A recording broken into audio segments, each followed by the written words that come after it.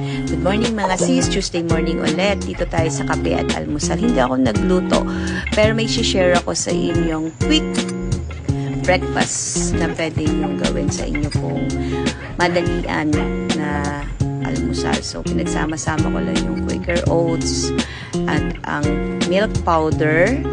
Ayan. Then, nilagyan ko ng kape. Depende na sa inyo kung anong coffee ang ilalagay nyo. Pero sa akin ay instant coffee lang muna. And then, cocoa sugar. Depende sa tamis na gusto nyo. And then, mainit na tubig. Ayan. Napakasimple lang nito mga sis. At nilagyan ko lang ito ng ganong mga simple mga hinalo-halo ko lang. And then, tinakpan sandali. And then, ready na ang ating instant coffee quick oats breakfast. Kape with my sis. At reflex ko lang din yung aking mga halaman. Ayan, yung aking kamatis na mulaklak na siya.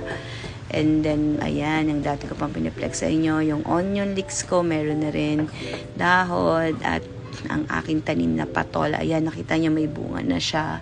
At marami pa siyang mga bulaklak. And then, sa susunod, marami pa siyang bunga. At ito, yung aking melon. Ayan, halos kasing laki na siya nung aking mug. Nakikita niyo naman. And pag may tinanim,